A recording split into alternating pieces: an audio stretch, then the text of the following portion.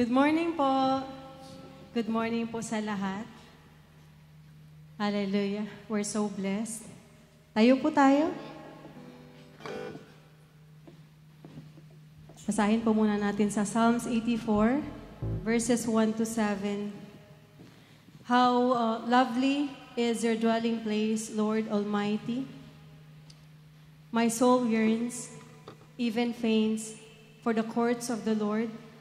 My heart and my flesh cry out for the living God. Even the sparrow has found a home, and the swallow a nest for herself, where she may have her young, a place near your altar.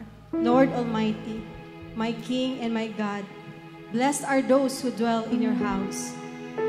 Amen. And whose hearts are... blessed are those who dwell in your house. They are ever praising you. Blessed are those whose strength is in you, whose hearts are set on pilgrimage.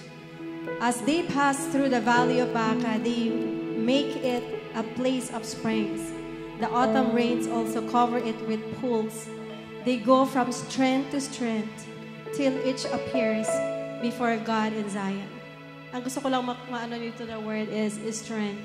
Blessed are those who dwell in the presence of the Lord and who draw strength from God. Amen. Praise God. Hallelujah. Marami po kasi tayong battle. Pagkagising pa lang po natin, may battle na in our mind. Marami na tayong iniisip and a lot, alright, battle, mga challenges sa relationship, sa family, sa work, ang dami po. But we praise the Lord for the strength that He has given us each and every day. Alright? Napapagod ka man, nanlulupay-pay ka man, but God is our strength. Hallelujah. Amen. Come on, church. Let's sing this first song that we have. Hallelujah.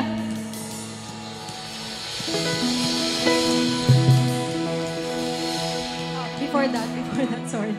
Let's pray po muna. Alright, hallelujah. Sobrang nagpapasalamat kami, Panginoon, sa inyo pong kabutihan.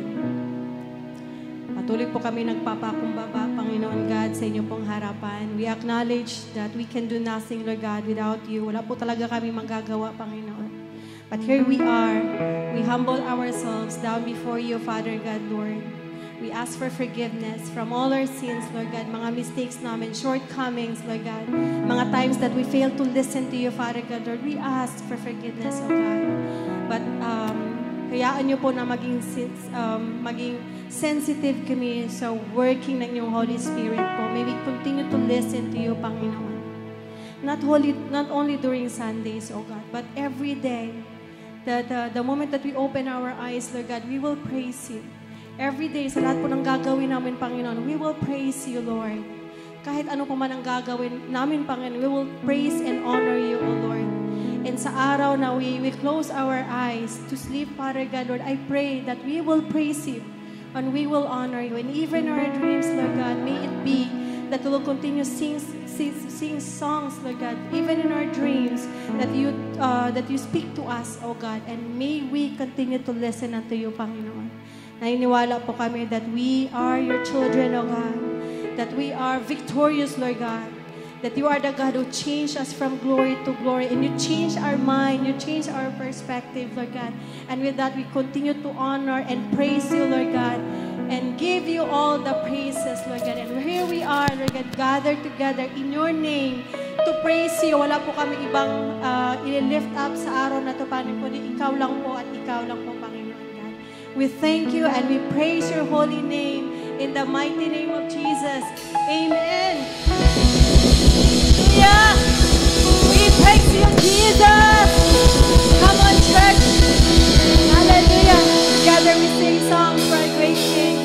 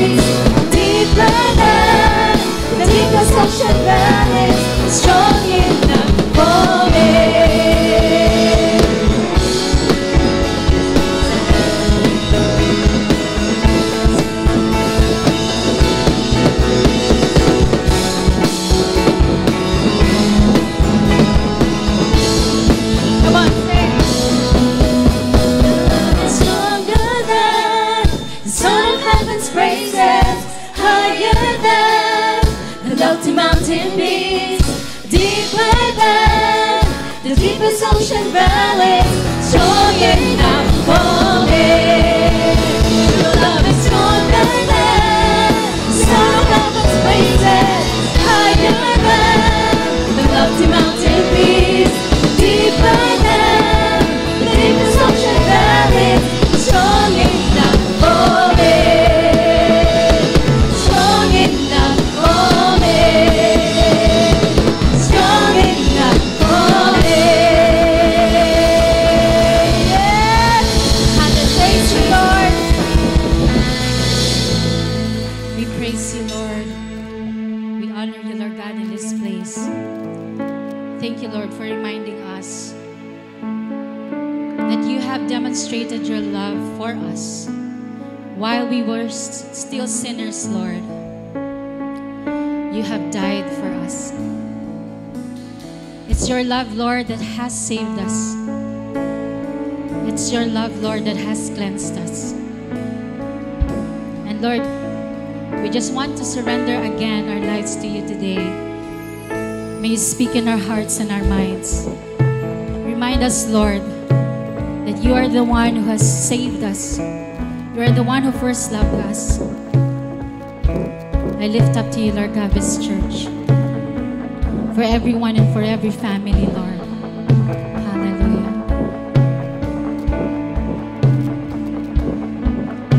Let's sing, church.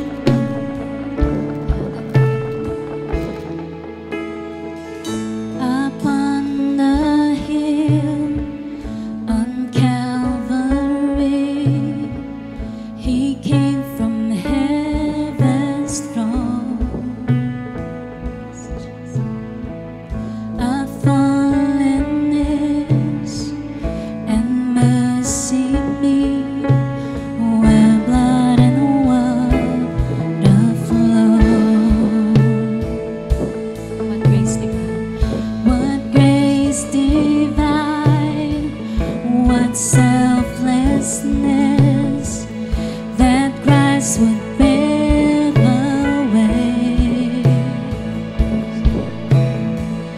A proof is God on hands that bled, though we were worth every name. And all the praise and glory to God, we sing hallelujah, sing hallelujah, for the King has carried the cross. He is risen from the grave.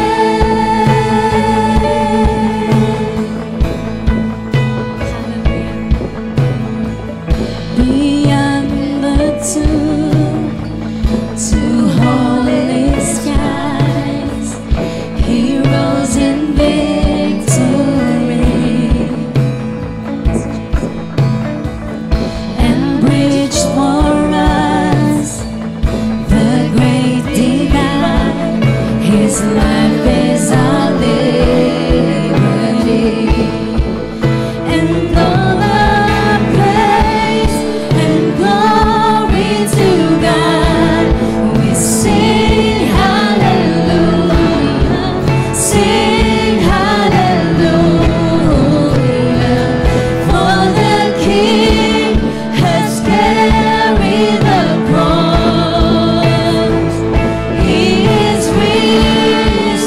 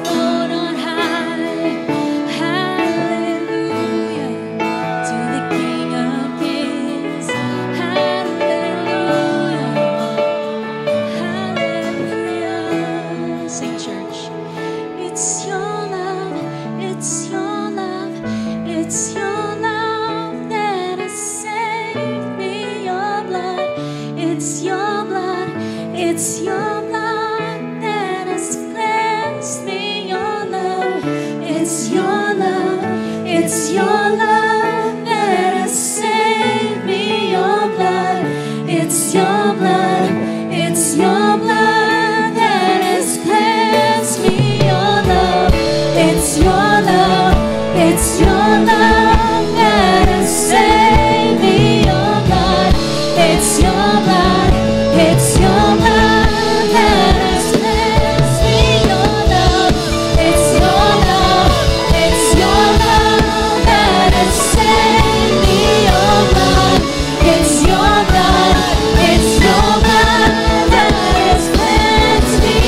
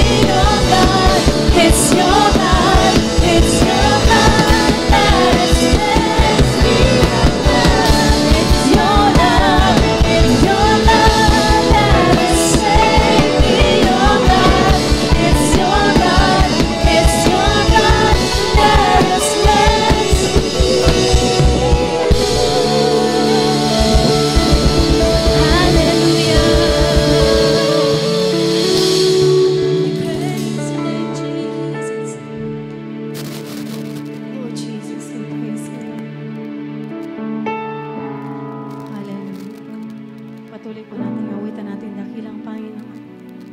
Dahil sadyang napakabuti niyo. While we were yet sinners, Christ died for us. Hallelujah, Jesus.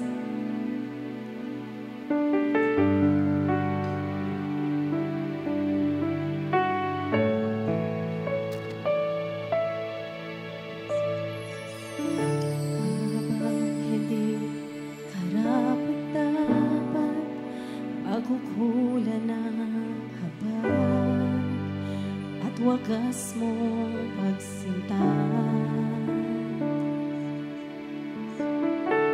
habang walang kakayanan, masuklian ka ng mabuti sa lahat mong ginawa.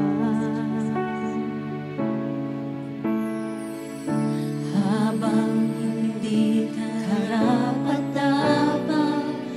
pagkukulan ng habang at wagas mong pagsinta, habang walang kakayanan, masuklian ka ng mabuti sa lahat mong ginawa. Yakap mo ako sa aking katawan, binibig mo ako nang di kayang tumbasan. O Diyos ng katarungan at katwiran na kahit minsan di nabahiran ang kabanalan, kanwalhatian. Salamat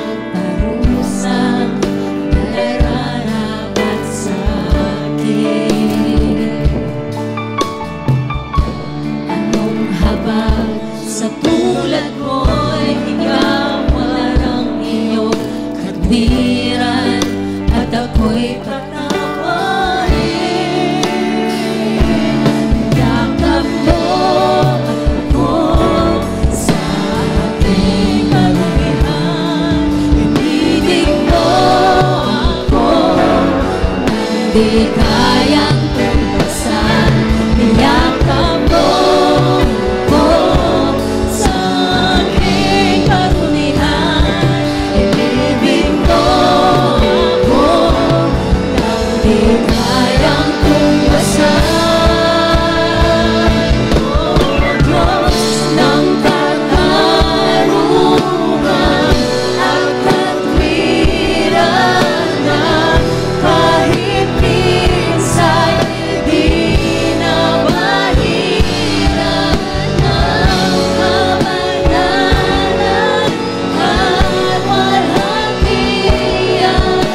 Salamat sa sukulang niyaya mo, O Diyos ng pag-ibig na mas malawak pa kaysa aking mga pagkakasala.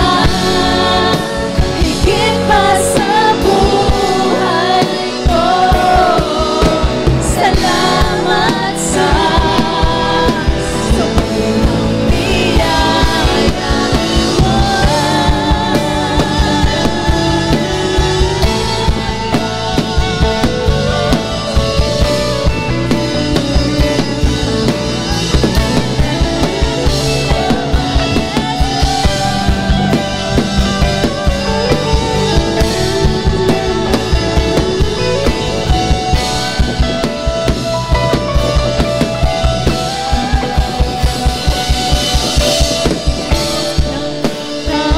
Karungan at katwiran na kahit minsan di na mahiran ang kabanalan at walang tiyan.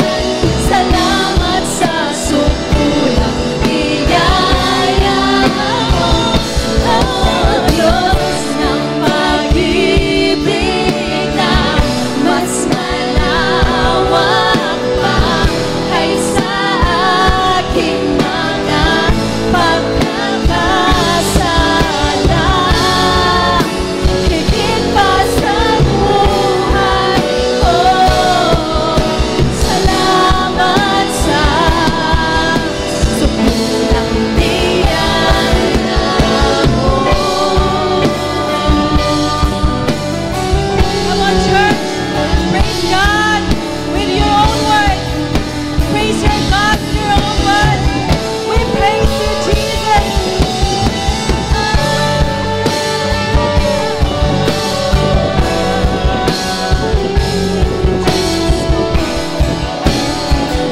Come on and sing this. Purihin ka sa awit, itataas ang aking tinig, itatanghal sa buhay ko'y tanging ikaw, O Diyos. Higit pa sa kalangitan, ang iyong kalwalhatian, kadakilan mo'y di mapagtayan. Purihin ka sa awit, itataas ang aking tinig, itatanghal sa buhay ko'y tanging ikaw, O Diyos. Higit pa sa kalangitan, ang iyong kalwalhatian, kadakilan mo'y di mapapagtayan. Jesus, sa'yo ang kapurihan, kalwalhatian ngayon at magpakailanman. Jesus, sa'yo ang karangalan,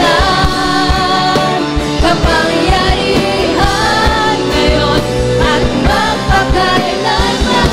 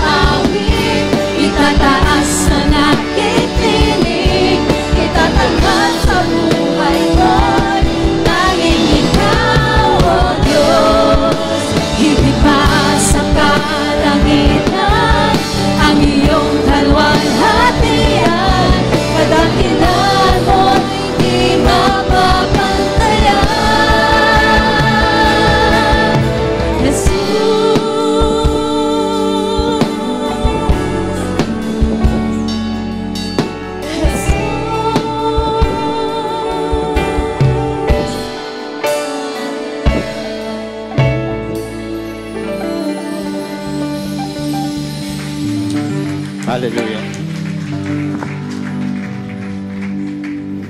Hallelujah. Isang pangalan lang ang ating itataas.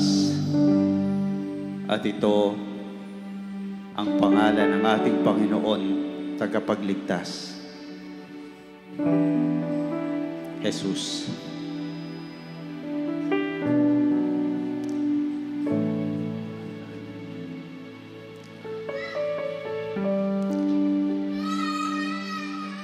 Tayo po'y panandali ang lumuko at magpasalamat sa mga biyaya na ating natanggap sa bawat sandali ng ating buhay ay hindi tayo pinabayaan, tinalikuran ng ating Diyos. Bagamat dumadaan tayo sa mga pagsubok, siya ay kasama natin na patuloy na nagbibigay ng kalakasan, patuloy na nagbibigay ng pag-asa.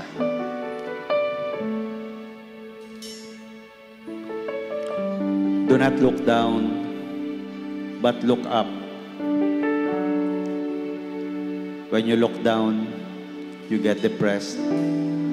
But when you look up, you see God. You see His provisions for all your needs.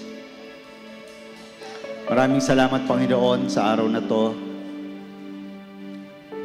Maraming salamat nakadalo kami, Panginoon, sa gawain na binigay mo sa amin. Dalangin namin, Panginoon, na kami ay magkaroon ng focus, Panginoon, na makinig lang yung salita,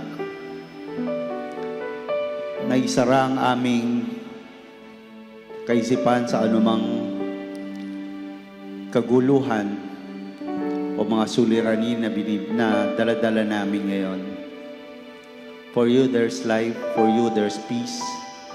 In you, there's hope. Maraming salamat, Panginoon, sa kagalingan ng bawat isang narito na may sakit, ay alalahanin. Maraming salamat, Panginoon. Tunay nga, Ikaw ang aming Diyos, Ikaw ang aming Ama, na patuloy na nagbibigay ng pag-asa, kalakasan, biyaya. Maraming pong salamat sa umagang ito. Ito po ang aming dalangin sa pangalan ng aming Panginoon at tagapagligtas, ang aming Panginoong Hesukristo. Ang lahat po ay magsabi ng Amen and Amen. Morning po, makakapo na po lahat. For this morning po, I'd like to call out Pastor Elijah to give us the Word of God. Good morning po. Tingnan po natin ating makatabi. Sabihan po natin, I'm glad that you are here today.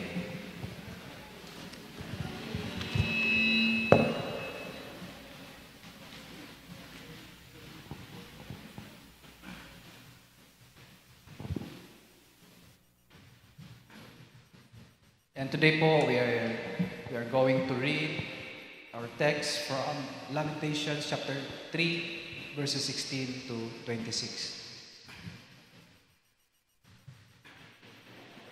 I'll be reading from NIV.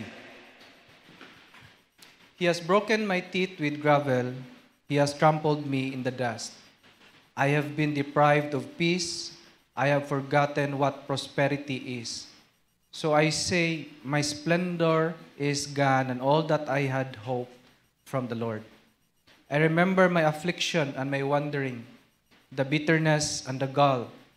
I will remember them, and my soul is downcast within me. Yet this I call to mind, and therefore I have hope. Because of the Lord's great love, we are not consumed, for His compassions never fail. They are new every morning. Great is your faithfulness. I say to myself, the Lord is my portion, therefore I will wait for him. The Lord is good to those whose hope is in him. To the one who seeks him, it is good to wait quietly for the salvation of the Lord. Let us pray. Father God, we thank you for the reading of your word. We thank you for your presence. We thank you for your love. We thank you for your fellowship, the unity and peace within our hearts today, Panginoon. I pray, O God, that as we continue to worship you in spirit and in truth through the study of your word, I pray, Lord God, that we will know you more and we will be transformed into your likeness. So lead us today, Lord God. I know, Lord, we have a lot of, some of us have problems, some have challenges within their lives, and some have joy within their hearts today, Panginoon. Whatever we have today within us, whatever circumstances we are into, Panginoon, we lift them up unto you, Lord God. And help us, Lord. Holy Spirit, lead us into this worship. In Jesus' name we pray. Amen and amen. So yung title natin for our text this morning is Unending Love. And it's from Lamentations chapter 3 verses 16 to 26. Around 1970s yata yun, a study was conducted by Bessel van der Kolk. Ang study na yon is about the trauma. What is the impact of trauma on our brain? According to that study, kapag merong trauma, the brain there is a breakdown within the thalamus, which is the part of the brain that controls our motors, our sensory, mga signal na yon, and that regulates our sleep, kung alert ba tayo, gising ba tayo. Nagkakaroon ng changes or breakdown. And that is why kapag a person is traumatized, the person could not remember the full story.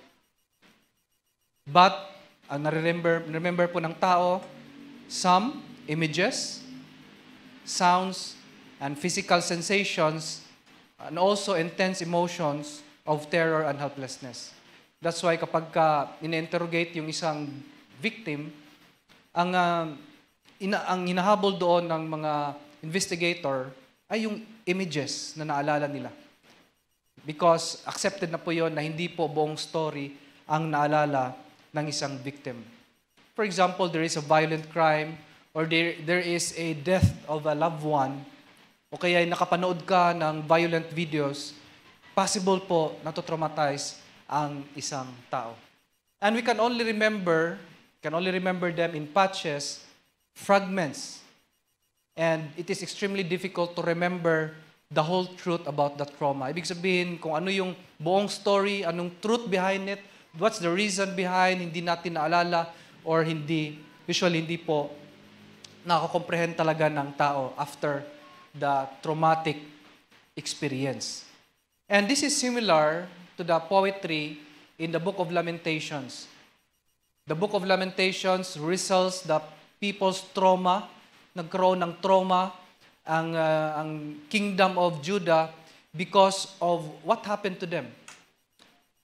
It remembers, when you read the whole book, it remembers the destruction of Jerusalem.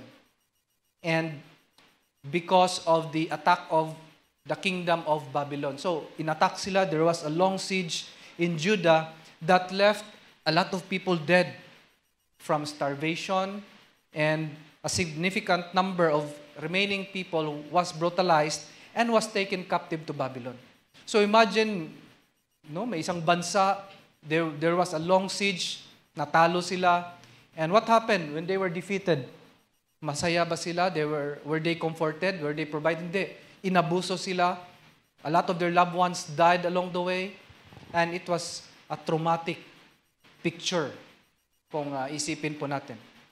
And in our text today, the people of Judah had to express, kailangan nilang i-express the pains that they had or the pains that they went through, their grief, no? And that's why they had to remember. Minsan po, when we go through this traumatic situation, andun tayo sa situation that we question God. We ask God, why, Lord? And a lot of us who are serving the Lord and went through these situations, nagkakaroon ng question, paano ma-reconcile God's character, no? And God's long track record of faithfulness within our lives and versus sa ating situation. And that is what is written here in the book of Lamentations. And the verses that we're going to study is actually the climax.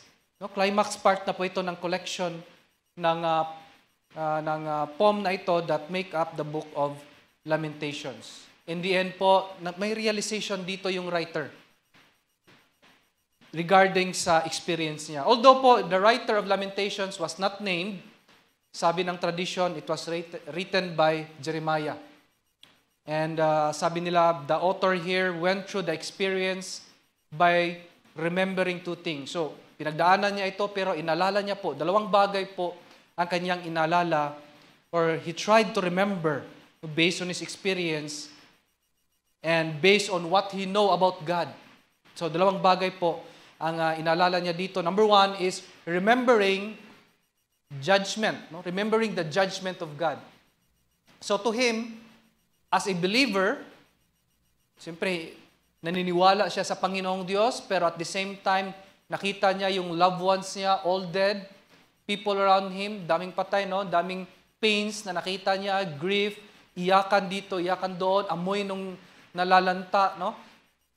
Andun yung pain. Ang sakit nun, no? Even if you lost a single loved one, napakasakit. Imagine the whole of your family. You look at your temple, no? Andun yung faith mo based sa templo na tinayo ni Solomon. Nakita mo, it was destroyed, burnt to the ground. And here, he remembered it. At ang sabi niya, there was judgment. So he remembered judgment. Pangalawa, not only judgment because he was raised as a believer of the law of God, alam niya Alam niya may Panginoong Diyos, alam niya yung story sa Old Testament, and so he remember the mercy. Remembering mercy. So dalawa yung nakikita niya dito, remembering judgment and remembering mercy. And later on, makikita natin, ano bang dapat i-balance? Should there be a balance, or should we focus on the judgment alone, the wrath of God, the pains through it, or should we also consider the mercy of God that we also experienced in the past? So tingnan po natin ang story na to. Remember also, kagaya ng na-preach po ni Tito Rex last week, wherein there was this cycle of sin of Israel. Ano yung cycle ng sin ng Israel? Israel committed sin. After they commit sin, merong judgment na nangyayari. No, they were attacked, they were conquered. After they experienced judgment, they repented. So after they repented, they experienced the mercy of the Lord, and then they are restored. Tapos balik na naman. Okay na yung buhay, nagkakasala ulit sila, balik na naman doon sa judgment, darating na naman, magre-repent sila, ma-experience sila yung mercy ng Panginoon, and then they are restored. And then balik na naman. So it's endless cycle of sin. And we can all relate to this because meron din po tayong seasons of our lives na ganun po nangyayari sa ating buhay.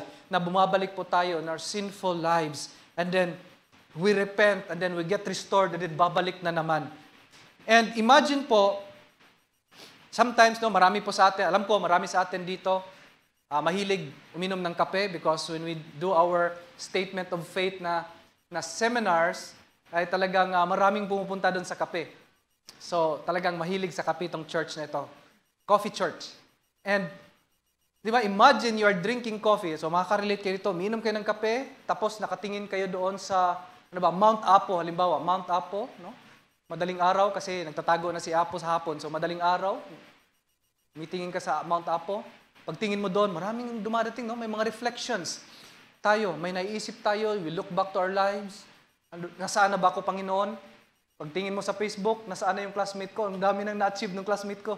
Ito yung kulilat dati, Ako, nasaan na ako? Di ba? May mga reflections ka. Pero magandang nangyari. Maganda yung iniisip natin while drinking coffee.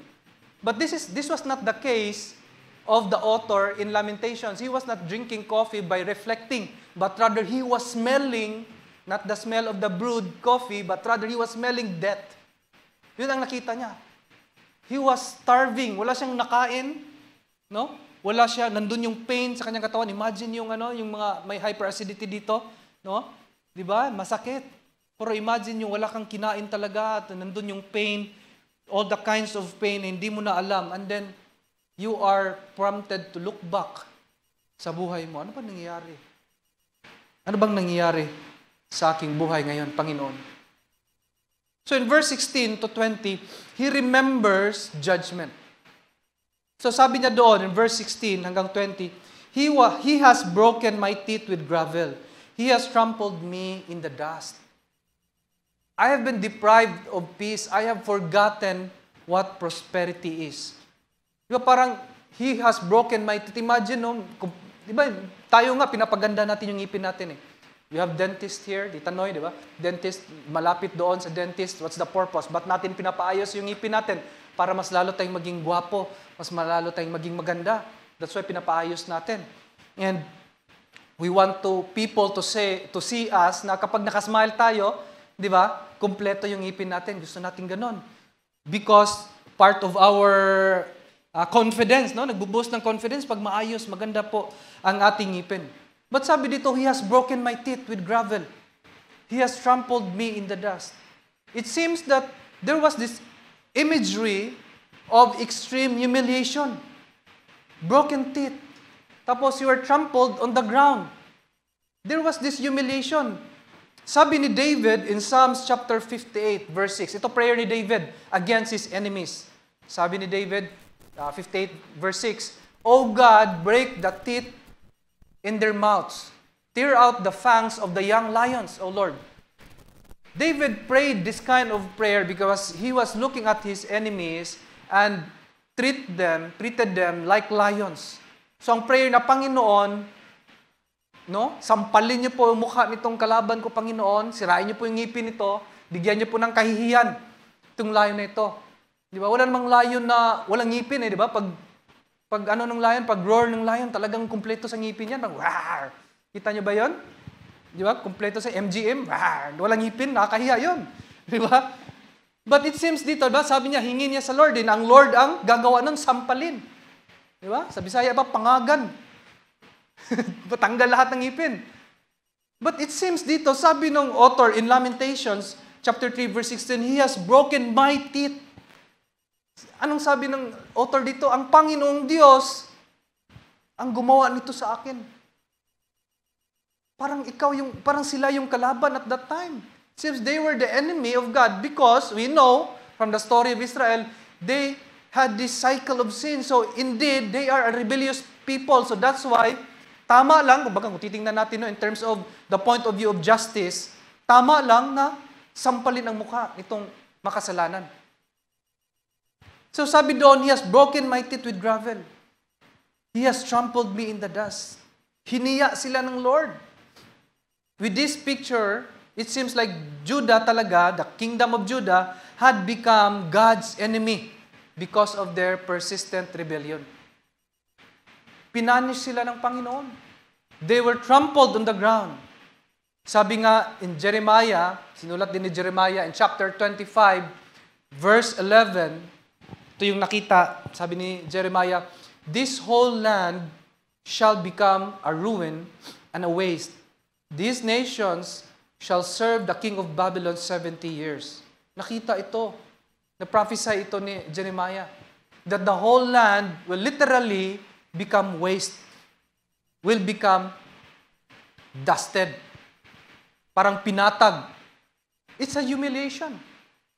When people know you, di ba, alam mo, sa isang family, alam ng pamilya mo na ikaw ay sa magkakapatid, ikaw yung mayaman, ikaw yung lahat ng meron, lahat ng area sa buhay mo, okay na okay, marami kang business, tapos biglang bumagsak, no? Bumagsak ka. Tapos alam ng mga tao sa paligid mo yung storya na yon. So parang nakakahiya.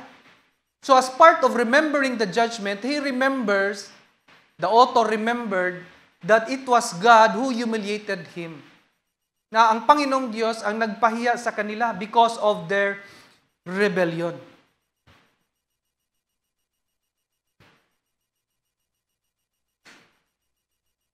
The teeth is also a symbol of the pride of life. Because when you look back sa story ng kingdom ng Israel, no, during the time of Solomon, prosperous talaga sila. Talagang sobrang ganda ng bansa nila. A lot of countries went to Israel to be their allies. But because of what happened to them, no, pinahiya sila. And sometimes po, the pride of life in our lives must be removed in order for us to be close to God. Sometimes gagawin ng Lord, He has to remove the pride of life. And in order to remove it, sometimes kailangan nating dumaan ng humiliation. That is reality. And we can relate to this memory of the writer. Verse 17, sabi doon, this is part of the judgment that he remembered. Sabi doon, I have been deprived of peace. I have forgotten what prosperity is. Verse 18, my splendor is gone and all that I had hoped from the Lord. Sabi niya, I was deprived with peace. No? Hindi man lang ako binigyan ng pagkakataong magkaroon ng peace. I have forgotten what prosperity is. So in his memory of judgment ng Panginoon, he was not only humiliated, but he also feel hopeless. A memory of despair. Yung everyday, yun ang pinagdadaanan mo. Everyday, there's pain. But everyday, day 1, day 2, day 3, day 4, continuous yung pain. After 30 days, painful pa rin. Nakakalimutan mo na yung concept of peace. Hindi mo na ngayon maalala yung prosperity mo before. Sabi nga ni Rick Warren, diba? 40 days in order to develop a new habit. At kung tuloy-tuloy yung painful experience na yon, at yun ang iniisip mo every day of your life, you will surely, kagaya dito, I have forgotten, sabi ng author, I have forgotten what prosperity is. Nakakalimutan natin pag tuloy-tuloy yung pains na yon, at yun lang, doon tayo nakafocus. The things that they enjoyed in the past, they experienced peace, di ba? Yun naman ang na-experience nila during the height of the kingdom ng Israel. They experienced peace, they experienced prosperity, and splendor. Meron silang ganon. According to history, the superpower before ay yung mga Babylons, yung mga Babylonian, yung Greeks, no? Sila yung mga superpower before. Tapos dumating yung Ottoman Empire, sila yung naging superpower. Pero nasaan na sila ngayon? Di ba? History na lang. And so, it was an attack. At the same time, sa pride nga. In-attack. And sabi na, my splendor is gone and all that I had hoped from the Lord. So pati yung hope niya sa Panginoon, nawala na rin. It seems that their present pain, dito sa story na ito, threatened to cover up all the memory of past prosperity and permanently cover yung story nila as the people of God and yung existing relationship nila with God. Yung story nila, yung experience nila of pains threatened to erase their memory of their relationship with God. I know a lot of people na active before in ministry, in my family. When I was small, narinig ko sila at wala pa namang video before eh. Ang uso before is i-record sa tape yung mga nila services before. And I heard them, sabi ko, grabe itong nag-preach na ito. Sino to? Sabi ko sa father ko, sino to, dad? Si uncle mo, mo yan? Ganyan pala siya dati. Ngayon, alam ko, talagang, puro anting-anting na lang yung bibig nito, sinasabi nito, parang gano'n. So parang ang layo na. I could feel him na ngayon, parang iba na yung pag siya nagsasabi, parang iba na yung sinasabi. And maybe because of the pains he had in the past. Maybe because his prayers in the past were not answered and feeling niya, nilayuan siya ng Panginoon. Diba? Some of us, I had seasons of my life before na parang ganon, na andito, sunod-sunod yung problema, may utang dito, tapos may problema sa family ko sa province, I have to send money sa probinsya. And wala akong may tulong doon. And then sunod-sunod everyday. Parang everyday may chat. Every week may call. Itong mga problema ganyan, wala akong may tulong. Sometimes, nagtatanong ko, Lord, deserve naman ako sa iyo. Parang nasaan na? Kaya nga, this is normal. Makarelate tayo dito. Sabi niya, my splendor is gone. All that I hope from the Lord.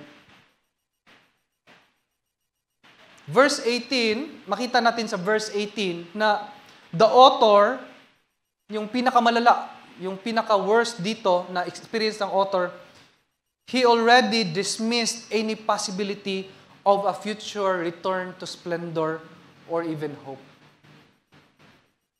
Ito na yung pinakamalala eh. Yung ayaw mo nang i-accept na may hope pa, na makaka-recover ka pa, na marirestore ka pa. Yan yung pinaka-worst na scenario. Some people would accept the idea that they will become homeless. Kahit wala pa, hindi pa sila homeless, sinasabi na nila na magiging homeless ako. And they live to the reality na dati idea lang, nagiging reality kasi ang binubuhay nila ngayon yung idea na magiging hopeless, magiging homeless sila. And no more effort na kailangan parang hindi na sila nag-i-effort kasi tanggap na nila na yun na talaga. Sabi nila, change starts when there is acceptance of reality. Do you believe in that? Kung gusto mo ng pagbabago, you have to accept what you are today. If you want to recover from being an addict, you have to accept that you really are an addict. If you are struggling of this situation, temptations, you have to accept na dumadaan ka sa ganong situation at mali iyon and you need help. Yun ang importante so that there will be change in your life. But there are some people that they accept that there is no change at all. Some people accept that there is no hope of change in their life. That's why the people that have shared this before, doon sa isang outreach na nakausap ko nga, na para sa kanila, yun na talaga ang buhay nila. Hindi na kami mag-i-improve, hindi na kami magbabago. We just have to live our life one at a time, every day. Ganun lang kami, okay lang kami dito. Magpipray na lang kami na may darating na magbibigay sa amin ng tulong, ng relief goods. So, di na nila pinagpipray pa na mag-improve ang kanilang buhay. And that is a memory of despair. When you experience the judgment of God and then when you look back, after ka makarecover sa judgment ng Panginoon, when you look back, makikita mo that there was humiliation. Na-experience mo yun. And you will experience despair. Hopeless na ako sa situation na ito. And not only that, itong darating yan sa next level, meron ka ng bitterness. Sabi doon sa verse 19 to 20, I remember my affliction and my wandering, the bitterness and the gall. I will remember them and my soul is downcast within me. Ito yung feeling na kung saan yung buhay mo has turned sour and lost all of its taste and delight. Yung buhay mo, nagigising ka sa umaga na hindi ka masaya. You wake up in the morning, you don't know the reason why you still woke up. You woke up, di ba, gumigising tayo sa umaga. Para kanino? Para sa aking pamilya, para magluto. Di ba? Iba, gigising sa umaga. Kasi, hindi ko napatay yung stove kagabi. Ganun, nagising sa umaga. Hindi ko pala napatay. Pero, magandang di ba? Magandang Pero dito, nawala eh. Wala na yung drive. The delight when you woke up in the morning, wala na. Because of this description of the author, sabi niya, I remember my affliction. No? Iniisip niya talaga. Alam mo yung may problema ka, tapos higa ka sa gabi, iniisip mo yung problema mo. Tapos makatulog ka, kakaisip sa problema, tapos magigising ka ulit. Tapos problema pa rin iniisip mo. No? Hirap niyan. So, pag nadaanan natin yan, napakahirap. Pero sabi niya dito, ang life niya ngayon is bitterness and gall. In the literal translation, yung sinasabi ditong word na, sa verse 19, yung bitterness is, literal translation yan is wormwood. It's a kind of plant na mapait. So sinasabi niya dito, yung life niya ngayon, yung afflictions niya, ay parang kumakain siya ng plant o pagkain na mapait at uminom ng apdo. So, puro mapait. So, sinasabi niya, mapait talaga itong buhay ko. Di ba? Mga bitter na tao, di ba? Lahat ng gagawin mong maganda sa buhay nila, bitter pa rin. Di ba? May mga bitter na tao na halimbawa, wala silang pagkain, bibigyan mo ng halimbawa, Jollibee, ganyan. Bigyan mo ng Chicken Joy kasi masaya. Joy na nga, di ba? Para maging masaya. Yeah, Chicken Joy bibigay natin. Pero pagdating sa Chicken Joy, sasabihin, ay, malamig. Di ba? Parang wala na talagang saya na dumadating sa buhay. Malamig to. Ay, makunat. So, hindi pa rin masaya. Bibigyan mo ngayon ng spaghetti, di ba? Sasabihin, pagkain ganyan, ay, walang hotdog. Ay, kulang sa pula. Di ba? Bitter. So, yung bitter na tao, wala na talagang saya doon. The vivid memories, no, ang klaro na memories sa kanya ngayon, is not the good side of knowing the Lord, but rather, naisip niya, yung pains, yung afflictions. Sobrang dark. And, parang flashbacks nga ito eh. Mga flashbacks na naalala niya, talagang pangit lang talaga yung naalala ng author na to. When we try to reflect nga po tayo today, how do the feelings, if you experience the feeling of despair or hopelessness, ano yung time na yon na nakafeel ka ng hopelessness or yung sobrang baba ng emotion mo? Sabi nga doon, sabi niya in verse 20, I well remember them. No? Talagang remember niya, master in memory ito. Pero yung master of memory niya, ang naalala niya yung pain. I will remember them and my soul is downcast within me. When was the last time that you felt this way? No? Na talagang naalala mo na talagang sobrang lungkot. When we lost our loved one, di ba? We lost our brother, sister, kapatid, or parents. Sa akin, yun yung pinaka-downcast ng aking soul. And I well remember it. Nakita mo na wala ng buhay. Nung kagabi, alam mong buhay pa. Tapos, pagka-umaga, the pain is there. I can still feel it. And also, I remember when I was 10 years old, a 4-inch nail punched my foot sole. So, na-share ko yata dati dito. Habang naglalaro po ako, pagtalon ko doon sa tusok yung paa ko. Yung talampakan. And that was so traumatic that when I remember it today, kahit nakaupo ako at inaalala ko yung senaryo na yon, nafe-feel ko yung may sensation doon sa paa ko. That's trauma. Yung parang nangyayari ulit. And yung tingling na sensation na like as if I went through that place again. So every time you think about it during the night, hindi ko advise kayo na, gawin niyo, try niyo sa bahay. Hindi. But rather I'm just sharing the effect of trauma. That when you are traumatized, part of it, the patches of memory, ay nandoon, hindi nawawala. Kaya some people who shared to me, nasasabi nila, hindi, pagka iniisip nila ganon, pagkahiga ganyan, mawabalik yung anxiety. Yung isang friend ko rin na nag-share siya, sabi niya, every time na nakahiga na siya, mawabalik yung anxiety. Pag makita niya yung calendar, work calendar, nagkakaroon siya ng anxiety. Siguro yung trauma niya doon, or what, saan niya nakuha yun. So habang nanonood sila sa Netflix, masaya sila family, tatawa sila ganyan, tapos bigla siyang matatahimik. Kasi pumasok sa isip niya. Kasi pagtingin niya, may mga triggers eh. Pagtingin niya sa orasan, tatrabaho siya bukas, naalala doon niya, magtatrabaho na naman siya, nawala yung saya. Lahat ng saya nila. Parang buong araw, masaya sila, in just half second, nagbabago yung kanyang reaction because of a trauma. And sometimes we have wrong decisions in our lives. Now, when we think about it, ang nasa isipan natin, sana ginawa to. Sana ginawa ko to. Ay, sana nag-decide ako dito. Ay, sana naging mas aggressive ako. Ay, sana tinanggap ko na. Diba? At kung yun ang nilalaro natin sa isipan, sabi niya dito, I well remember them. we remember them well, right? When we think about it, na sana nag-oo ako dito sa nangligaw ko dati, sana yun na yung asawa ko. Mga ganun eh. Di ba? You will remember them. And pag inisip natin, parang nandoon ka ulit.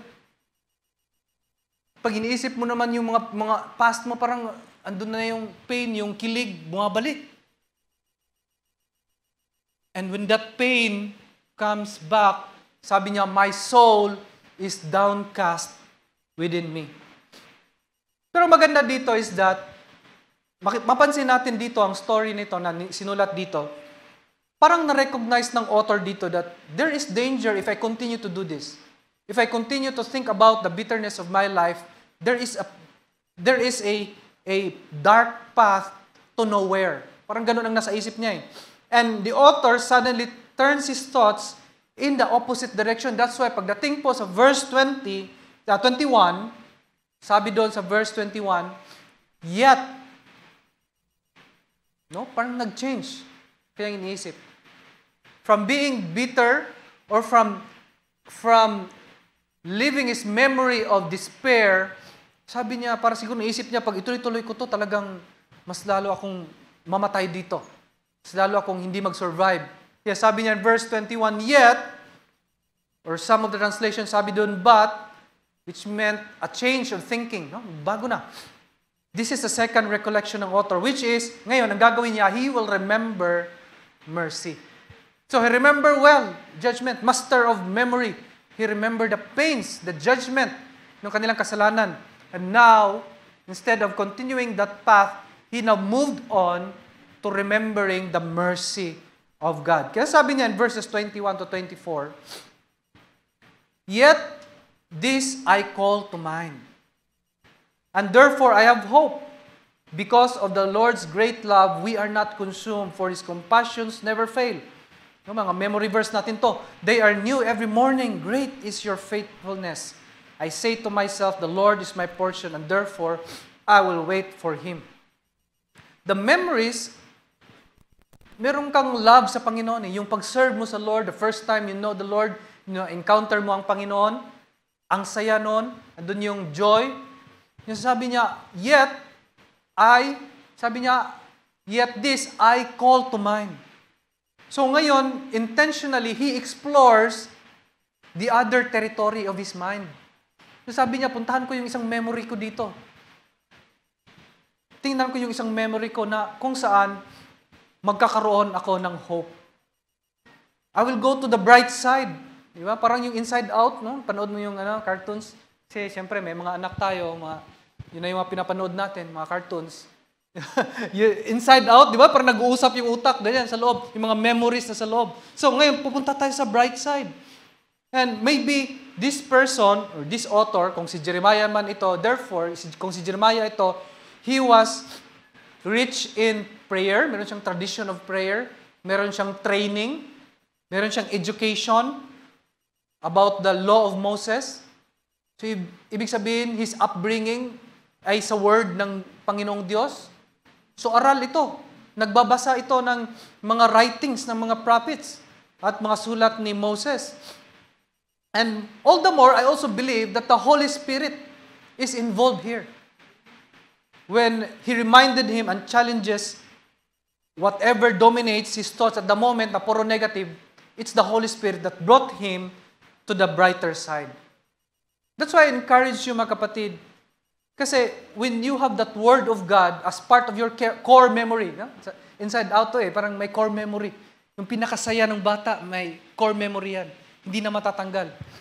So when you are immersed by the Word of God, and then you live your life according to the Word of God, tapos inaalala mo, ni-remember mo yung mga ginawa ng Lord sa buhay mo, ina-attribute mo yung success mo to the Lord, yung survival mo from this major problem in your life, you attribute it to the help, to the mercy of God, then it becomes part of your core memory.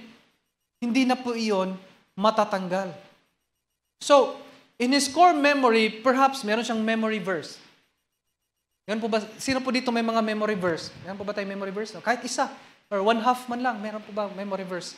Okay, yung chapter and verse lang, di ba? Doon tayo kukuha ng ating core memory.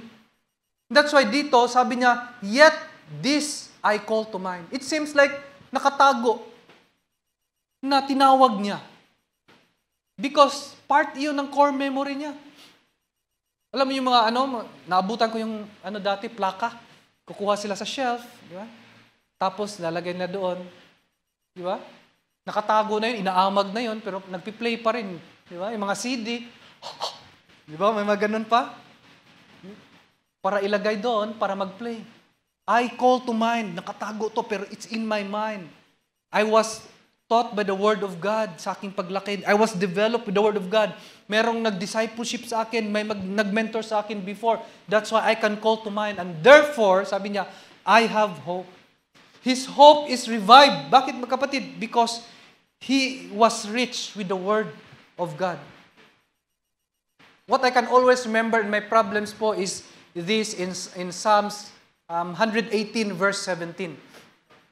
Ito yung pinaka-time na kung saan sobrang down ko at that time. Sabi ko parang mamamatay na yata ako. But yung iba kasi, naisip nila yung mga anak nila, yung family nila.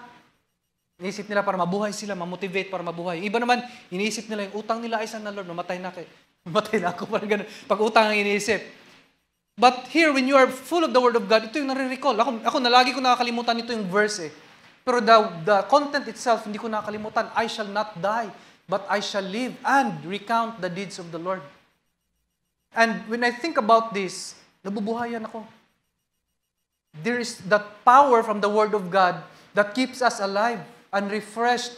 That's why sabi niya doon, because of the Lord's great love, we're not consumed, for His compassions never fail. And they are new every morning. Great is your faithfulness. Every morning bago. Bakit? Kasi pagising ko sa umaga, kahit wala akong kape, iniisip ko yung salita ng Panginoong Diyos. And that gives us that new freshness dun sa feeling natin at saka hope natin every morning. At lalo na kung ito, I shall not die, but I shall live and recount the deeds of the Lord. Lord, mabubuhay ako because I will declare the goodness of my life. Lord, I will survive from this problem. Lord, I shall survive from this situation that I am into. Lord, nasa ilalim na po ako dito ng putik, Panginoon, but Lord, I will survive. I will be alive because I will recount the deeds niyo po sa buhay ko, Panginoon. So dito po, the author can see, makikita natin dito, meron siyang hope and that he's able to see na magsusurvive siya sa kanyang experience sa attack ng Babylon.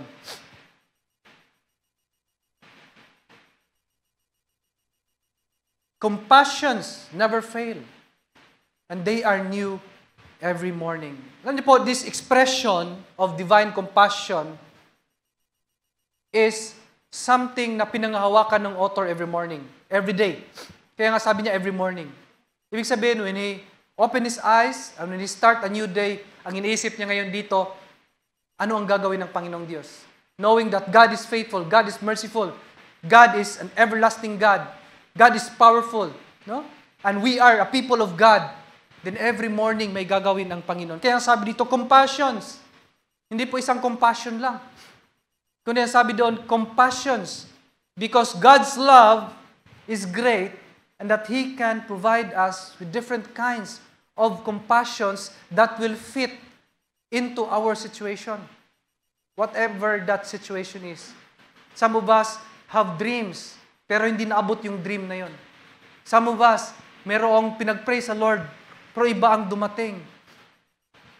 Pero ang sabi nga dito, every morning, no, minsan natutulog kang nalulungkot, natutulog ka na may puot, may galit sa puso mo, and you wake up in the morning, you should call this to your mind, that God is faithful, that God has an ending love. So that's why you will wake up in the morning and remember na merong compassion, merong mercy, may awa, may habag ang Panginoong Diyos sa buhay mo, kapatid, whatever that circumstance you are going through today. Kaya nga, God's compassions are new every morning. Tandaan po natin yan. Sabihin nga po natin, sabay-sabay po tayo. Ready? 1, 2, 3, go! God's compassions are new Every morning. Di ba, every morning, gusto mo ng brewed coffee, gusto mo bago, hindi yung sobra kagabi. Di ba, ang sarap inumin ng bagong brewed.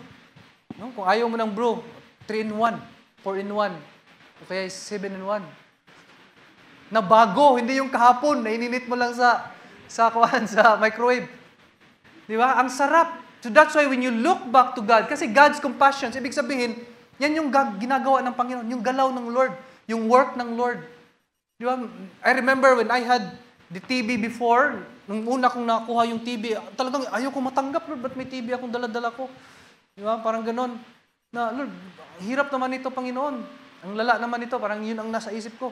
Parang pagising ko sa umaga, bakit naman ganon, Lord? Iinom na naman ako ng gamot, ang lalaki. Yung gamot nito. Tapos, buwan yata yun, 6 yata na buwan yun. Di ba?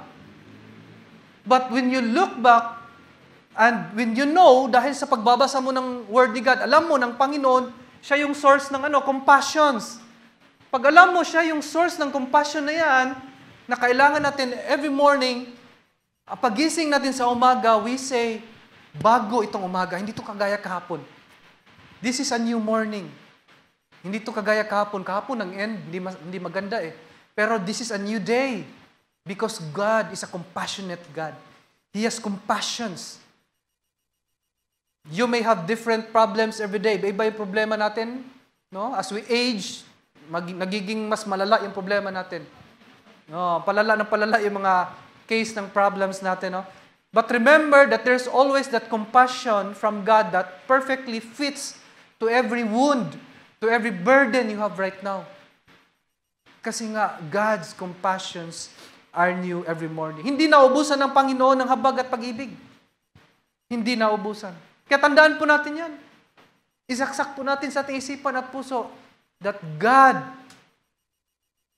is an unlimited God. He has an ending love. He has ceaseless love. Hindi nauubos. Hindi, kaya meron siyang habag at pag-ibig. Hindi naubusan ng Panginoon. Kaya in verse 24, sabi po ng author dito, I say to myself, the Lord is my portion, therefore, I will wait for Him. Naalala niya may love ang Panginoon sa akin. Ngayon, nasabi niya, sufficient ang Panginoon. That's why the Lord is my portion, therefore, I will wait for Him. Ano yung portion? Kasi lagi nating narinig yun May kanta din yan My portion. Yung iba, pagkanta ng portion, hindi portion. Sabi na, my potion. Potion, love potion yata ang hinahanap But sabi doon, the Lord is my portion. Ano yung portion? Siya yung portion ko. Saan nanggaling yung idea of portion? The idea of portion comes from the division of the land to the 11 tribes of Israel. Nung binigyan sila ng Panginoon sa Exodus ng assignment nila, ito yung lupa mo, dito, ganyan. No? May mga 12 yung anak mo, pero yung 11 lang doon yung may lupa. Kawawa naman yung pang 12, no? Na anak. Kasi naubusan na ng lupa. Hindi naubusan ng lupa. But the Levites, sabi ng Panginoon, the Levites, they won't have any portion of the land, but I, the Lord, will be their portion. Ang sabi, kaya nga, ang mga Levites, sila yung may share doon sa offerings, doon sila nabubuhay sa mga offerings sa templo. So, the Levites, namumuhay sila na the Lord is their portion. And it only shows that God is sufficient. God is enough. Hindi po nagkukulang. Kaya ang sabi niya, therefore, since the Lord is my portion, hindi ako magkukulang at hindi ako magpapakulam kasi nga, the Lord is my portion, di ba? The Lord is my portion. Therefore, ganda ng response I will wait for Him. Ang ganda. I will wait for Him. Alam mo yung parang wala ka ng pambayad sa ospital, pero kailangan mo magpa-opera. Tatakbo ka saan tatakbo? Kadalasan ngayon, saan tatakbo? Sa PGH, kasi libre. Pero sa PGH, ang haba ng pila, 6 na buwan, tapos tinaningan ka na ng 1 buwan ng doktor, wala na. Hindi ka naabot sa pang-6 na buwan. Pero sabi doon, di ba? Pero dahil wala kang pambayad, anong gagawin mo? You will wait. Yun na lang portion ko Yun na lang slot doon sa PGH, yun na lang yung akin. So I will wait for it. Tistisin ko na, inom muna ako ng herbal. Diba? May mga herbal dyan sa labas ng church. Yun, nakita nyo, herbal sa labas ng church. Dami niyang oregano dyan. Tsaka gabi. Dami dyan gabi. I will wait kasi yun yung portion. Pero since the Lord is sufficient, anong masasabi natin sa author na to? Inalala niya. Andito yung problema ko, pero andito yung sufficiency. Sufficiency, Lord. Therefore, I must wait. So how your faith will grow? Paano ba mag-grow ang faith natin, kapatid? As a result of waiting on God. Nag-grow ba yung faith natin sa Panginoon? Yes? Yes. Kasi the more you wait on the Lord, the more na mag-faith ka. Di ba? Kasi wala ka namang magawa, mag-aantay ka sa Lord. So Lord, I believe. I believe. Kanta ka na, I believe. Kasi kailangan mong mag-wait sa Panginoon. So the more na i-stretch mo yung faith mo, the more na mag-grow yung faith mo sa Panginoon. The more na maghintay tayo, the more na mag-grow ang faith natin sa Lord. Di ba? Yung mga lalaki, nung naligaw kayo, nantay nyo yung nililigawan nyo eh. Di ba? Nantay nyo. Iba, na story nga ni Pastor Beer, ilang taon. Di ba? Nag-antay siya. Talagang grabe yung love niya, nag-grow yung love niya kay Tita Deb. Example ko tuloy sila kasi wala sila eh. Yeah. The more na nag-wait, the more nag-grow. At the more, nung nakuha niya, the more hindi niya pinakawalan kasi inantay ko ng matagal ito, ba't ko papakawalan? Di ba? The more you wait on the Lord, the more your faith will grow. As a result of waiting on God, you will grow all the more. Maybe you lost your loved one. Maybe meron kang mga opportunity na na-waste mo. Maybe you had wrong decisions in your life. And in all of that, nag-suffer ka today, kapatid. Maybe. I don't know what your situation is in, but I know that the Holy Spirit knows ano yung nasa heart mo today. But you need, ang sagot sa lahat ng iyon, the solution to all that burdens, to all that heaviness, is love from God. The unending, the ceaseless love from God. The unending love means itong dalawang application na gagawin po natin. Diba? Sabi doon sa verse 23 to 24, they are new every morning. Great is your faithfulness. You are my portion, Lord. Therefore, I will wait. Ano ibig sabihin kung gano'n ang ating pag-iisip? Pag gano'n ang ating mindset, halimbawa, nasa problema ka pa today, inaantay mo si ano, pero hindi pa rin dumadating, di ba? Diba, nag-aantay ka ganyan. Wala kang control. So that's why anong gagawin natin? We will surrender. Number one, surrender your control over the future. Kanino mo isusurrender? Sa Panginoon. So that's why you will wait on Him. The Lord is sufficient, so we wait on Him. Surrender your control over the future. You don't need to do the effort of, di ba, kasi normal naman sa atin na when we are sad, we cried on this, on that. When we fail on something, di ba, nagiging malungkutin tayo. But if you surrender your control over the future at itataas mo to sa Lord, maalala mo that God's love never fails. So surrender your control. Surrender to the one whose love never fails. Kanino bang love iyon? When we look at John 3:16, yan, memorize natin yung John 3:16. Sabi sa John 3:16, for God so loved the world that He gave His only Son, that whoever believes in Him should not perish but have everlasting life. Simple lang. But it means surrender the control of your life. When you believe in Christ, you surrender your control to Him. When you believe in Him, ibig sabihin, whatever questions you have today, I surrender it to Him because He said that He loved me. Sabi ng Biblia, He so loved the world. Grabe yung pagmamahal niya sa akin. So that's why I will surrender my control over my life unto Him. And if you surrender your control over your future to God, you don't need to point fingers to other people. Hindi ka na magtuturo ngayon, ito nangyari sa buhay ko ngayon na dahil yan sa magulang ko. Hindi, kasi yung upbringing ko ganito eh. Hindi, dahil sa kapitbahay ko yan, kaya naging ganito ako. Hindi, dahil yan sa anak ko, kaya nagiging monster ako ngayon. Dahil yan sa anak ko, you don't need to point your finger to these people. Why? Because when you surrender your control over your life, over your emotion to God, then you're just saying na, Lord, Ikaw nang bahala sa akin. Ikaw nang bahala sa akin, Panginoon. ganyan na yung asawa ko, ganyan na yung mga anak ko, ganyan na yung mga tao sa paligid ko, I could not change them. Hindi ko kayang kontrolin, baguhin sila. But Lord, you are powerful.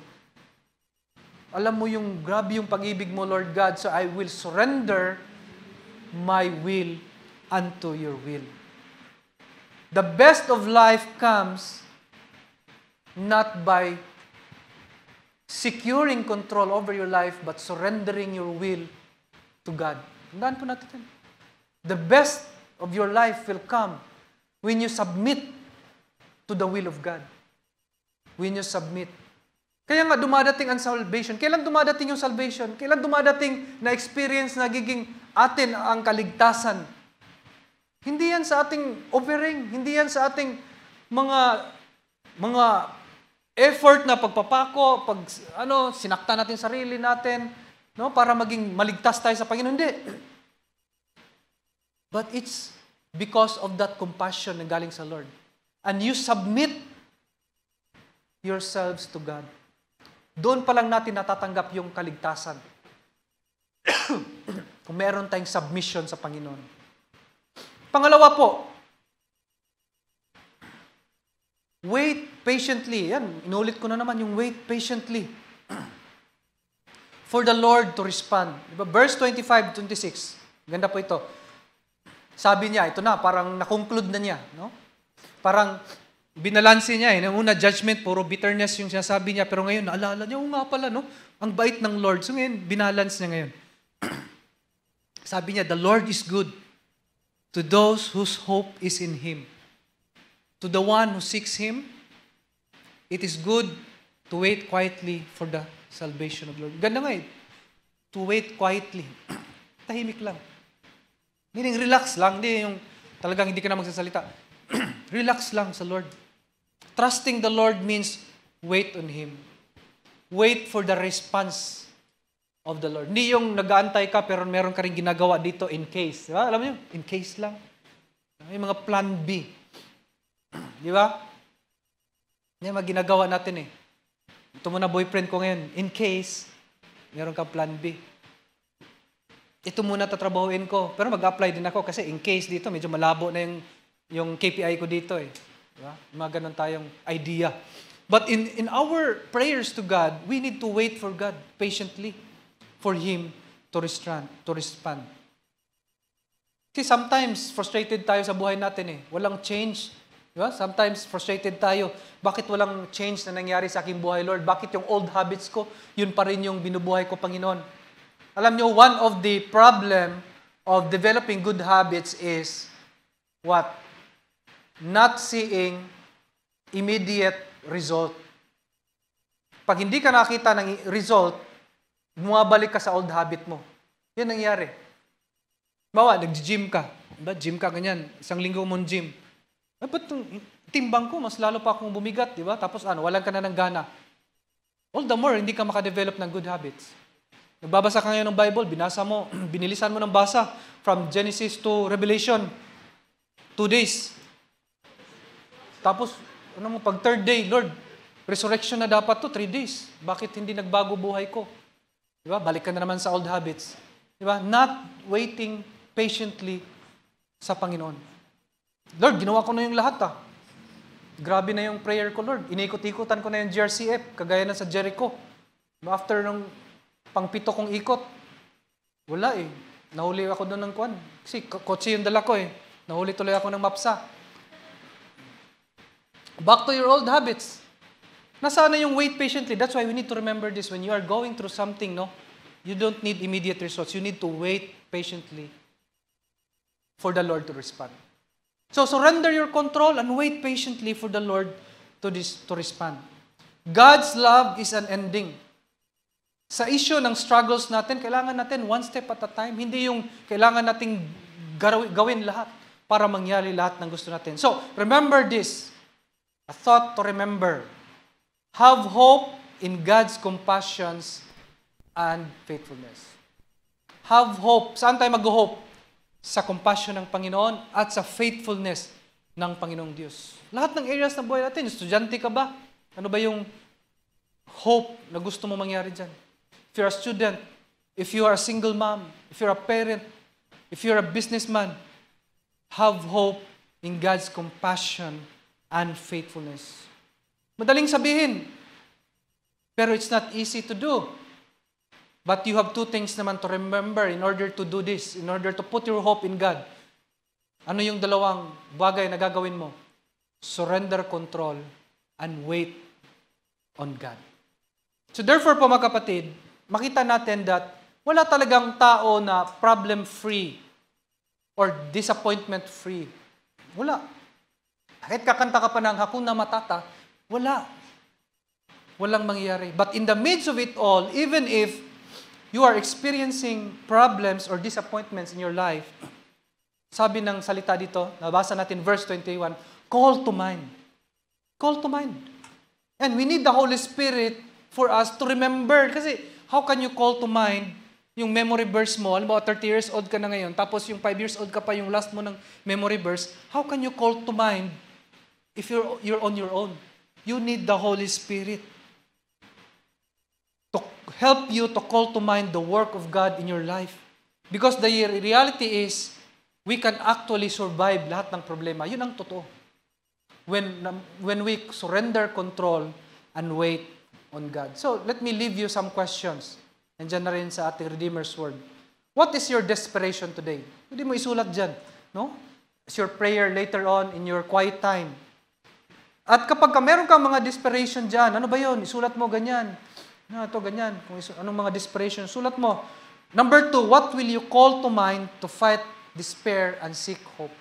Ano mo yung tatawagin mo sa mind mo in order to combat the despair and hopelessness in your heart today?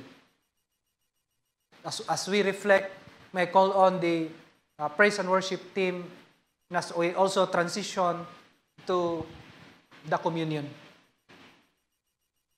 So as we sing this song, continue lang yung, and also ask the Lord for forgiveness kasi meron tayong communion ngayon. Before we partake of the bread and cup, isipin natin, ano ba yung kailangan natin ng tulong sa Panginoon? What is that desperation today? And what do you want to call to mind to fight and seek hope?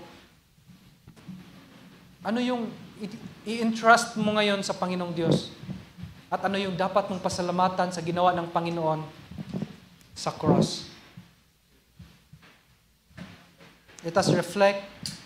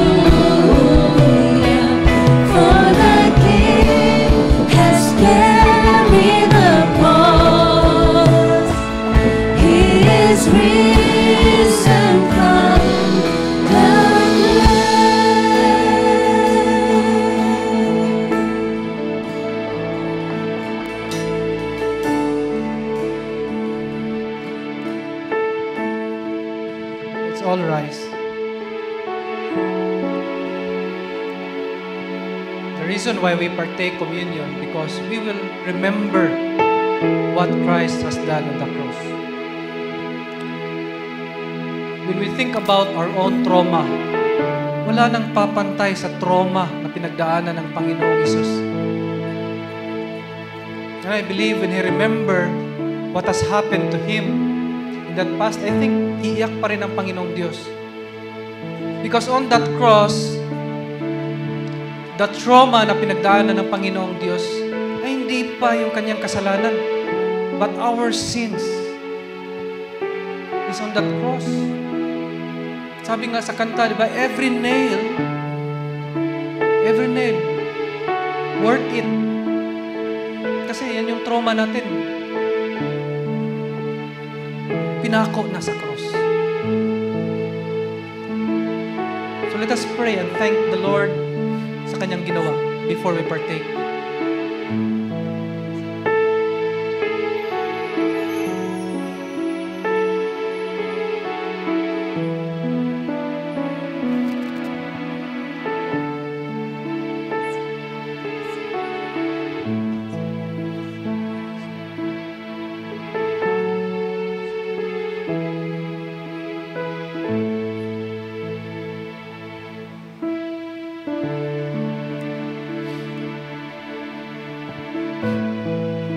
According to the word of the Lord,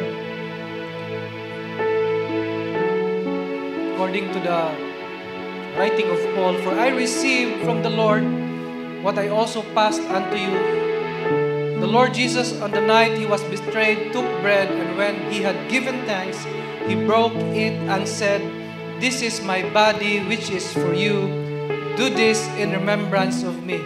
Let us partake of the bread.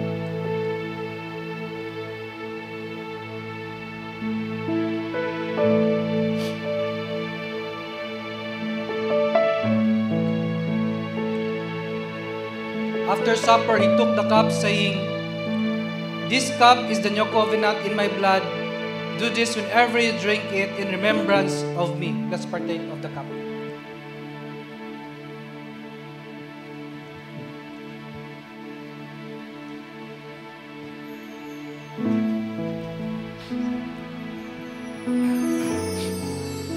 Lord, sabi niyo po, Panginoon, when we partake of the bread and drink the cup, we proclaim the Lord's death until He comes.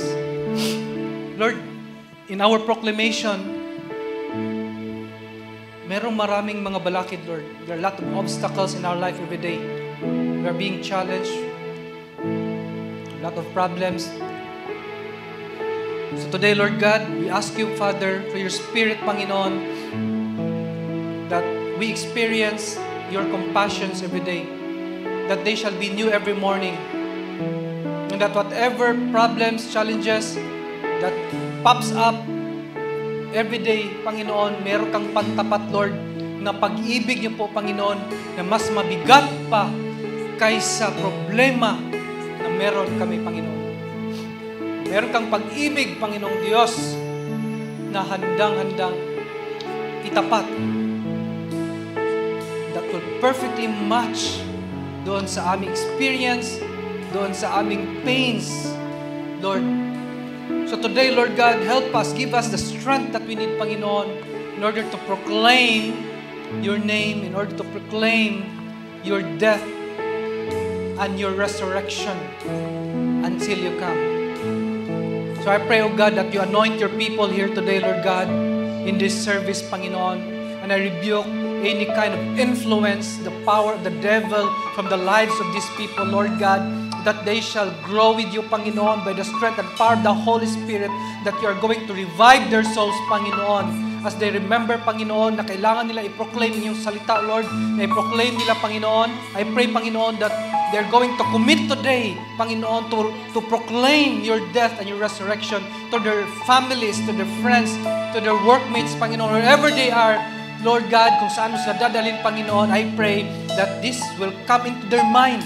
They will call this to their mind, Panginoon, that they will proclaim your death and resurrection. Father God, move mightily in the lives of your people today and forever. In the name of Jesus we pray. Amen and amen. Palakpakan po natin ang ating Panginoon Diyos. Hallelujah.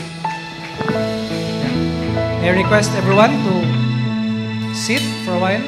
May announcement lang po.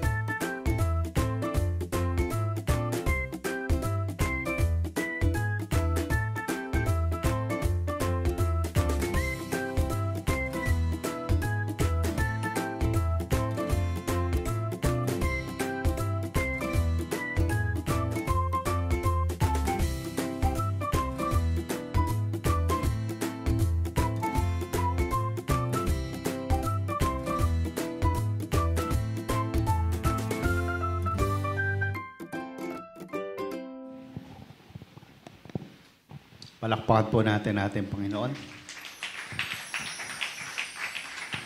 Meron po ba tayong first-timers? Pwede po ba kayong aniyahang tumayo? Palakpakan po natin ang ating Panginoon. Let's extend our hands po sa ating mga guests and let's pray for them. Father God, thank you so much for this wonderful day. Thank you, Lord, for the lives of our visitors, our sisters in Christ, Lord. I pray, Lord, na hindi ito ang una at huli nilang pagpunta rito. Pagkos, Panginoon, sila ibabalik upang makinig, mag-aral at panalanghinan, Panginoon, sa amin. Marami po salamat. Ano man yung kanilang mga suliranin na dala-dala ngayon, maraming salamat, Lord, na ikaw ang katugunan sa lahat ng aming mga katanungan. Maraming po salamat. Ito po aming dalangin sa Pangalan ni Jesus. Amen. So, habang piniprepare niyo po yung tithes, ano lang po, no? Later, pagbalik natin, paglabas natin, i-drop na lang po natin yung dyan sa basket. So, may announcement po tayo. Today po yung ating board election. So, ulitin lang po natin, may konting correction. So, today po, until July 15 po, ang ating 2024 board elections. Next po. Ito po yung ating mga pagpipilian para sa susunod na board natin. Next po. Nandyan din po sila sa baba, yung mga kanilang mga pictures. Ang change lang po is, yung last week po, na yung top 4 po, no, next pa po siya mag-a-apply, no, 2025. So, mangyari po, meron po tayong checkan dyan kung gusto natin yung unang 4 by 2025 ay magiging 2 years na po sila. So, ang mangyari po doon, kung yun po ay mas marami yung yes, i-request po ng ating church sa SEC for approval pa po. So kung na-aprubahan po, by 2025 po, doon po magsisimula yung pagbabago. 2 years po and so on. So yun lang po. Next. So ito po, no, ito po yung sample. So nakita po natin na in-circle po natin yung either yes or no kung pumapayag po tayo na baguhin po yung ating yung tenure po ng ating mga iboboto. So sige po, itaas po natin yung ating mga envelopes po at pag-pray po natin. Ama naming Diyos, marami pong salamat sa kabutihan mo. Marami pong salamat, Panginoon, sa binigay mo sa amin, Panginoon, na kalakasan upang kami, Panginoon, ay maghanap buhay, magnegosyo, upang kami ay magkaroon ng source, Panginoon, of income. At amin po itinataas ito, kayo po, Panginoon, ang magpala, Panginoon, sa namamahala, Panginoon, ng aming ikapo at kaloob. Maraming po salamat, Panginoon, Ito po ang aming dalangin sa pangalan ni Jesus. Amen. So, pagkatapos po nito, punta po tayo ng second floor. Hanapin po natin yung ating pangalan. So, doon po sa mga naka 1 year na po dito, yun po.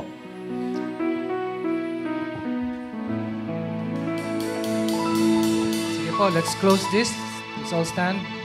May the love of the Father, the grace of our Lord Jesus, and the fellowship of the Holy Spirit be with you all. Go and be a blessing. God bless po. See you next Sunday.